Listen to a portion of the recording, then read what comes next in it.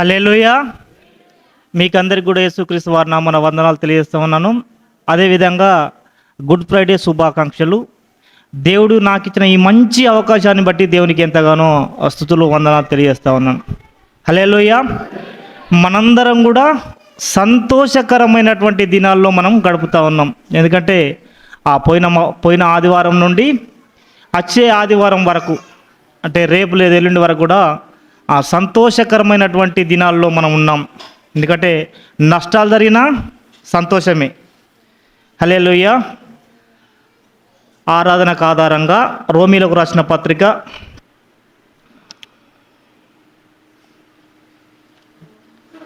5వ అధ్యాయం 6వ వచనం కాడికి వెళ్ళి 2-3 వచనాలు చదువుకుందాం. పేజీ నెంబర్ 136 కొత్త నిబంధన.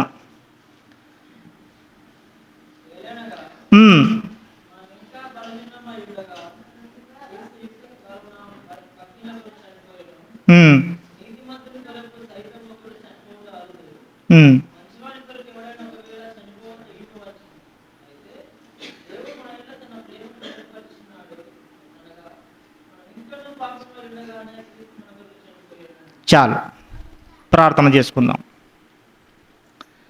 పరిశుద్ధుడైన ప్రభువా, ప్రేమ కలిగిన మా తండ్రి, మహోన్నతుడా, సర్వశక్తిమంతుడా, సర్వాధికారి, మీకు వందనాలు, మీకు స్తోత్రం. గడిచిన వారం నుండి ప్రభువా ఈ దినం వరకునైనా మమ్మల్ని సజీవ లెక్కల్లో భద్రపరుస్తూ తండ్రి నీ సన్నిధానంలో ఒక దినం గడిపే గొప్ప ధన్యతనైనా మాకు నిలబెట్టిన తండ్రి, మీకు వందనాలు, మీకు స్తోత్రం. గొప్పవారి మని కాదు, పాపులం అవిశ్వాసులం అల్పులమై ఉన్నప్పటికీ ప్రభువా నీ బిడ్డగా మీ సొత్తుగా ఏర్పరచుకొని నిలబెట్టినవు తండ్రి, మీకు నా కోసమే ప్రభువా, నా పాపముల కోసమే ప్రభువా, అయా నా నోటి మాటలతోనే ప్రభువా మిమ్మల్ని గాయపరచను తండ్రి, మీకు వందనాలు. అయినప్పటికీ నీ బిడ్డగా మీ సొత్తుగా ఏర్పరచుకొని తండ్రి మీరు ఏర్పరచుకున్నందుకు మీకు వందనాలు, మీకు స్తోత్రం. తండ్రి ఈ వారాన వాక్యం అంతట్లో ప్రభువా మీరే తోడుగా నీడగా ఉండి ముందుకు నడిపించమని యేసయ్య అతి శ్రేష్టమైన నామమున అడిగి వేడుకొనిచున్నాం మా తండ్రి, ఆమేన్.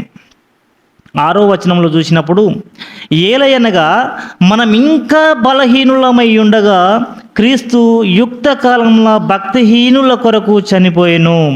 నీతిమంతుని కొరకు సైతం ఒకడు చనిపోవుట అరుదు. మంచివాని కొరకు ఎవడైనా ఒకవేళ చనిపోవ తెగించవచ్చును. అయితే దేవుడు మన ఎడల తన ప్రేమను వెల్లడిపరుచున్నాడు. ఎట్లనగా మనం ఇంకా పాపులమై ఉండగానే క్రీస్తు మన కొరకు చనిపోయెను. హల్లెలూయా. అంటే ఇక్కడ మనం చూసినప్పుడు భక్తి నీతిమంతుని కొరకు ఒకడు చనిపోవడానికి తెగించవచ్చునట. నీతిమంతుని కొరకు ప్రాణం పెట్టవచ్చు, కానీ ఒక చెడ్డవాని కొరకు ప్రాణం పెట్టుడు అనేది ఎక్కడ మనం చూడలేదు. హల్లెలూయా. అంటే ఈ దేవుడు మన వాక్యంలో 2-3 సార్లు అంటాడు, నేను పాపులను విలువ వచ్చి తిని, నేను పాపుల కొరకే వచ్చి అది అని అంటాడు. అంటే ప్రతిసారి మనం ఒకసారి బైబిల్ గ్రంథంలో అనేక సార్లు మనం చూసినప్పుడు ఒక రోగంతో పోయినప్పుడు ఆ రోగం గురించి కాదు కానీ నీ పాపం పోయిందని చెప్తాడు. హల్లెలూయా. ఒక పక్షవాయువుని దగ్గరికి తీసుకుపోయినప్పుడు ఆ పక్షవాయువు నాకు బాగు చేయని పోయినప్పుడు నీ పక్షవాయువు కాదు, నీలో ఉన్న రోగాన్ని నీలో ఉన్న పాపాన్ని తీసివేసిన అంటాడు. హల్లెలూయా. అంటే మనకున్న రోగం కంటే పాపం దండిది. రోగాన్ని ఒక డాక్టర్ తీసివేయచ్చు, కానీ పాపం తీసే అంత శక్తి డాక్టర్కు లేదు. కానీ ఇక్కడ మనం ఏమన్నంటే మనం ఇంకా భక్తిహీనులమై ఉండగా క్రీస్తు యుక్త కాలముల భక్తిహీనుల కొరకు చనిపోయాను. నీ కోసం, నువ్వు చేసిన మాటల కోసం, నువ్వు మాట్లాడిన మాటల కోసం, నువ్వు చేసినటువంటి చెడు క్రియల కోసం, అంటే నిన్ను కాపాడ కోసం ఆయన భక్తిహీనుల కొరకు చనిపోవ తెగించి వచ్చినట్టుగా మనం ఇక్కడ గమనించవచ్చు. ఒక విషయంలో ఏముంటుందంటే, ఒక గ్రామంలో ఆరాధన వాక్యంలో తీసుకోకూడదు, కానీ ఒక కుటుంబంలో ఒక తల్లి, ఒక కుమార్తె, భర్త, భార్య, కుమార్తె ఉంటుంది అన్నట్టు. అంటే భర్త, భార్య, కుమార్తె అంటే ఆయన ఏం చేసి పచ్చి తాగుబోతు భర్త అనేవాడు, కుటుంబ యజమాని. ప్రతి దినం వచ్చి సాయంత్రం పూట వచ్చి ఆ వేదన పడుకుంటా కుటుంబం అంతా కూడా చిచ్చర చేసుకుంటా కుటుంబం అంతా కూడా నాశనం అయిపోతుంది. ఈ తల్లికి ఒక ఆలోచన వచ్చింది, నేను భర్తనైతే నేను ఏమి అనలేకపోతానా, నేను ఎట్లా అనాలే నా భర్తని అని అనలేక ఏం చేస్తుందంటే ఆ తల్లి పోయి తన కుమార్తెను కొడుతుందట. దాని బిడ్డని. ఆ బిడ్డకు అర్థమవుతలేదు, ఎందుకంటే ఆ పాప చిన్నపిల్ల, ఆ చిన్నప్పటి నుండే ఆ విధంగా అలవాటైంది అన్నట్టు. ఈ భర్త తాగి రాకట, ఆ భర్త తాగచ్చి తిట్టినప్పుడల్లా తన బిడ్డని కొట్టుడు, తల్లి కొట్టుడు, తండ్రి కొట్టుడు కాదు. ఆ తల్లికి ఆ పాపకు కొంత కొంత నిల్వ వచ్చిన తర్వాత అడుగుతుంది అన్నట్టు, ఏంది మా నాన్న తాగి రావడం ఏంది, నా అమ్మ నన్ను కొట్టడే, ఇది ఎట్లా ఏమి అనే ఆలోచన చేసే వరకు ఆమెకు అర్థమైంది. పెద్ద పెరిగిన తర్వాత కొంత అర్థమైందట, ఆహా మా నాన్న తాగచ్చుడు వలన నాకు దెబ్బలేగుతాయి. అర్థం చేసుకొని బాగా దెబ్బలు కొట్టిందట వాళ్ళమ్మ.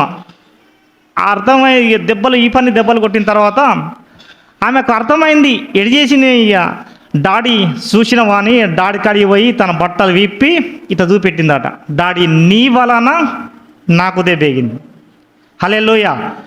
అప్పుడు భర్త అనేటోనికి అర్థమైందట, అన్ని దినములకు అర్థమైంది, అబ్బా నేను తాగచ్చడి వలన నీకు దెబ్బలేగుతానయా ఇట్లా, నేను ఎందుకు అని నేను అనుకుంటానా. అంటే ఆ పాప మార్చడం కోసం ఎన్ని దినములు పట్టింది, ఎంత ప్రయత్నం పట్టింది. హల్లెలూయా.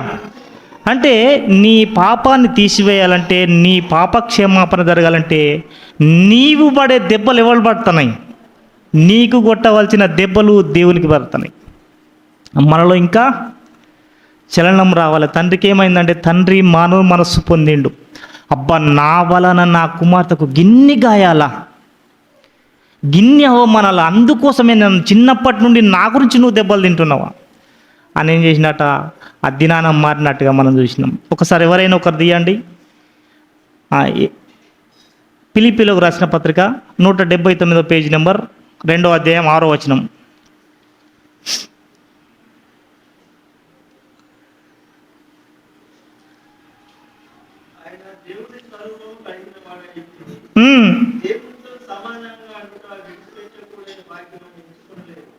కానీ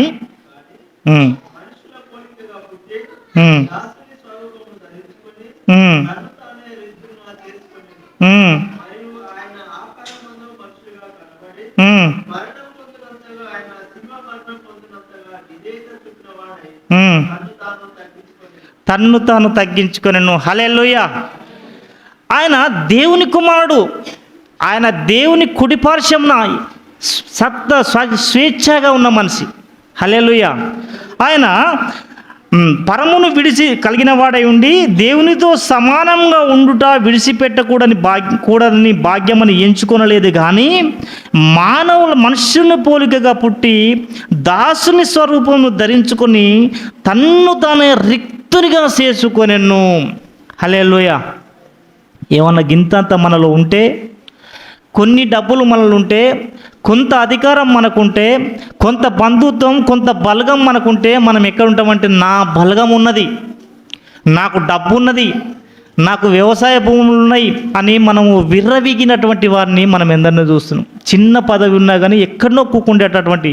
కానీ ఇక్కడ ఏముందంటే, ఆయన దేవుని స్వరూపం కలిగిన వాడై ఉండి దేవునితో సమానంగా ఉండుట ఆయన ఇష్టపడలేదు. హల్లెలూయా. ఎందుకంటే నీ కోసము నా కోసం ఎంత తగ్గింపు, తనకు తాను ఒక రిక్తునిగా, అంటే ఆ వచ్చిన పద్ధతి కూడా ఎంత దీనమైనటువంటి స్థితి, అంత దరిద్రమైనటువంటి స్థితి ఎప్పుడు ఎవరు ఇక్కడ మన గ్రంథాలలో లేదు. ఒక దేవుని కుమారుడు ఎంత తగ్గించుకొని ఆయన తిరిగిన ప్రదేశాలు, ఒక గాడిదను ఎంచుకున్నాడు. రాజు అనేవాడు గుర్రాల మీద, రథాల మీద స్వారీ చేయాలి, కానీ ఆయన ఎంచుకున్న పద్ధతి ఏమెందుకంటే, నువ్వు ఏదైతే అక్కెరకు రాదో, ఏదైతే అవతల పరేసి ఉన్నాయో దాన్ని అక్కెరకచ్చే విధంగా తన గాడిదను, కట్టబడిన గాడిద. హల్లెలూయా. మనము ఆ వాక్యం గత వారంలో వినలేదు, కానీ ఒక కట్టబడిన గాడిద ఏ విధంగా ఉండనో ఆ కట్టబడిన విధానంలో ఉన్న గాడిదను కట్ల విప్పి ఒక స్వతంత్రులుగా మనలా చేసిండు. హల్లెలూయా. నీకు నాకు ఇంత స్వేచ్ఛ, నువ్వు నేను ఇంత సంతోషంగా, ఇంత ఆరోగ్యంగా, ఇంత ఉన్నామంటే దేవుని కృప. నీలో ఉన్న మంచితనాన్ని బట్టి కాదు. ఇక్కడ మనం ఫస్ట్ వచనంలో ఉన్నాం, నీలో ఉన్న మంచితనాన్ని బట్టి నువ్వు జీవించలేదు. నువ్వు బ్రతికున్నావంటే, ఒకడు చనిపోయిందంటే నీకంటే చెడ్డవాడే అయినా చనిపోలేదు. హల్లెలూయా.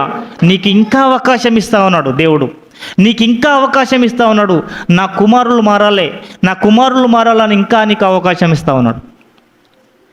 నా కుమారుని కోసం నేను ఎన్ని దెబ్బలు తినడానికైనా నేను సిద్ధంగా ఉన్నా, ఎంత అవమానమైన పడటం నేను సిద్ధంగా ఉన్నా అని ఆయన ముందుకు ఏముందంటే, మనుష్యుని పోలికగా పుట్టి దాసుని స్వరూపము ధరించుకొని తన్ను తానే రిక్తుగా చేసుకొనెను.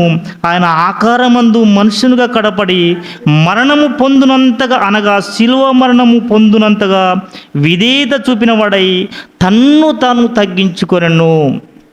అంటే శిలువ మరణము పొందునంతగా, ఆ శిలువలో ఎటువంటి కష్టాలు ఉంటాయో తెలుసు, ఆ శిలువలో ఎటువంటి బాధలు ఉంటాయో అనేవి తెలుసు. కానీ ఆయన ఏం చేసినట్టే, మనకు ఏమనిపిస్తుంది అంటే, ఏదన్నా ఒక త్యాగం చేసేటప్పుడు, ఏదైనా ఒక కొద్దిగా గట్టిగా నిలబడేటప్పుడు మనకేం చేసినట్టే, నొప్పి కలిగినంతసేపు మనము భరించుకుంటాం. నొప్పి కలుగుడు ఆల్చం లేదు. మన నోటల మాటలు ఏ విధంగా ఉంటాయంటే, చెడు మాటలే మనకు వస్తాయి, మంచి మాట మనకు రాదు. హల్లెలూయా. మనకు ఎప్పుడైతే బాధ కలుగుతుందో, మనకు ఎప్పుడైతే శరీరం క్షీణించే సమయం వచ్చిందో, మన శరీరం తట్టుకోలే సమయం వచ్చినప్పుడు మన నోటి నుంచి పరాక్ మాటలు వస్తాయి. కానీ అంత మాటలల్లా, అంత దీనమైన స్థితిలల్లో ఉండి కూడా నీ కొరకు, నా కొరకు మీరు ఏడవకుండి, నీ కొరకు నీ పిల్లల కొరకు ఏడవకుండి. హల్లెలూయా. ప్రతి మాట కూడా నిన్ను నన్ను మార్చడం కోసమే, ప్రతి వాక్యం కూడా నిన్ను నన్ను మార్చడం కోసమే ఆయన మాట్లాడినట్టుగా మనం చూస్తూ ఉన్నాం. ఇక్కడ శిలువ మరణము పొందినంతగా విధేయత చూపిన వాడై తన్ను తాను తగ్గించుకొనెను. చాలా మొదటిచుంది ఆయన ఎప్పుడైతే గెత్సెమనే తోటలో ఆయన అప్పగించబడటానికి వెళ్ళినప్పటిచుందే ఆయన ప్రార్థన సపోర్ట్ కోరిండు.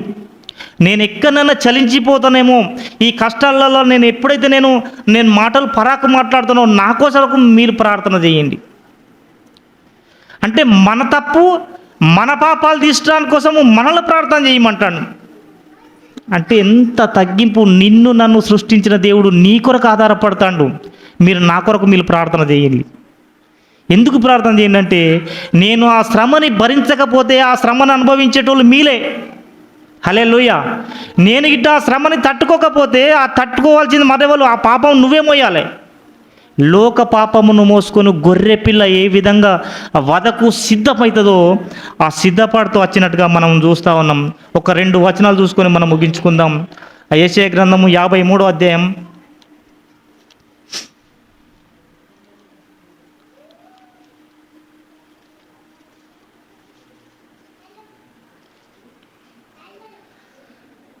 53వ అధ్యాయం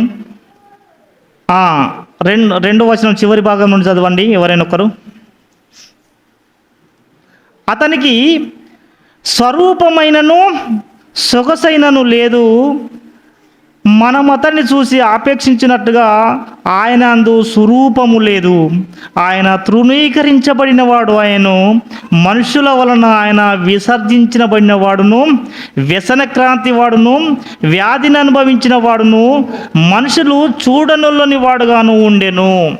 ఆయన ముఖం ఎట్లున్నదంటే, నీ ముఖాన్ని శుభ్రం చేసుకోవటానికి, నీ ముఖాన్ని శుభ్రంగా ఉండటానికి ఆయన ముఖాన్ని ఉమ్మివేసిళ్ళు. ఆయన ముఖంలో ఏం ఆకారం లేదు. ఎందుకంటే ఆ కొట్టిన దెబ్బలకు గీతలు పడి కన్ను పోయింది, శరీరం అంతా చిట్లిపోయింది. ఆయనను చూసటానికి చూడనోళ్ళని వాడైండు. కానీ మనం ఏ విధంగా ఉన్నాం? మనం సంతోషంగా ఉన్నాం. హల్లెలూయా. మనం సంతోషంగా ఉండాలంటే ఆయన అనుభవించాలి. ఆయన అనుభవిస్తేనే మనం సంతోషంగా ఉంటాం. ఆయన చూడనోళ్ళని వాడు, ఆయనను చూసి అసహించుకునే పరిస్థితి ఉన్నది మనకు. ఆయన ముఖాన్ని చూద్దామంటే చూసేంత పరిస్థితి లేదు. ఆయన వెలివేసిన ఒక దొంగ కన్నా, ఆ ఊరు ఒక దొంగ కన్నా విలువ ఉంటుంది, కానీ ఆయనకు విలువ లేదు అని ఇక్కడ వ్యసనక్రాంతుడాగును, ఆయన వ్యాధిని అనుభవించిన వాడుగాను, మనుషులు చూడనొల్లని వాడుగాను ఉండెను. అతడు తృణీకరించబడిన వాడు కనుక మనం అతని ఎన్నిక చేయలేకపోతిమి. అతన్ని చూసేటట్లేదు, కానీ మనం అతను చూడనందుగా ఆయనని ఎన్నిక లేని వాడిగా ఉన్నాను.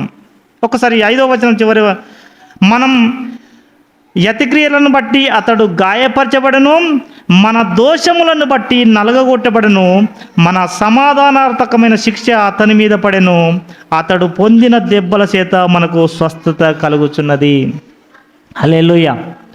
ఈరోజు మనం ఇంత సంతోషంగా ఇన్ని దెబ్బలు తలగచ్చు, మనలో ఆరోగ్యం మంచిగా లేకపోవచ్చు, మనలో అనారోగ్య పరిస్థితి ఉండవచ్చు, కష్టాల పాలుగా అయితనం కావచ్చు, కానీ మనము స్వేచ్ఛాయుతమైన జీవితం, సంతోషకరమైన జీవితం, సమాధానమైన జీవితం మనకున్నది. హల్లెలూయా. అతని జీవితంలో మనం ఒక్క భాగాన్ని చూసుకుంటే ఒక్క భాగంలో కూడా మనం ఆయనని తట్టుకోలేనంత శక్తి మనకు అనిపిస్తుంది. ఎందుకంటే అంత కొరడ దెబ్బలు ఈగినప్పుడు, ఆ నేరం మోపినప్పుడు కూడా ఆయన ఒక వధకు తేబడిన గొర్రెపిల్ల ఏ విధంగా మౌనంగా ఉంటుందో ఆ సిద్ధంగా ఆయనే వెళ్ళి చూసిండు. నా పిల్లల్ని నేనే రక్షించుకోవాలి, నా పిల్లల పాపాలని నేనే తీయాలి. అనేక గ్రంథాల్లో మనం చూసినాం, అనేక భగవద్గీతలలో, అనేక చరిత్రలలో చూసినాం. నీ పాపం ప్రాయశ్చితం కావాలంటే ఒక మంచి పవిత్రమైన రక్త ప్రోక్షణ జరగాలి. అనేక గ్రంథాల్లో ఉంటుంది. ఆ రక్త ప్రోక్షణతోని నువ్వు నీ పాపాలని శుద్ధి చేయాలి. ఆ రక్త ప్రోక్షణ ఇవ్వాలంటే పవిత్రమైన గొర్రెపిల్ల, యవ్వనస్తుడైన యేసు ప్రభు రక్తం చేత మనం ఈరోజు జీవించున్నాం. మనందరం ఒకసారి ఆలోచించుకుందాం. ఈ దినంలో ఇంత సంతోషంగా అనేక ప్రాంతాల్లో, అనేక చర్చి లేని ప్రదేశాల్లో ఒక చెట్టు కింద కూడా ఆరాధించి, దేవా నా కోసమే ప్రభువా, నేను చేసిన పాపాల కోసమే ప్రభువా, ఒక నా నోటి మాటలతోనే ప్రభువా నీవు శిక్ష అనుభవిస్తున్నావు అని ఒక్కసారి మనందరం కూడా బిగ్గరగా ఆరాధన చేసుకుందాం. దేవుడి చిన్ని మాటలు దేవుడు దీవించి ఆశీర్వదించునుగాక. ఆమేన్.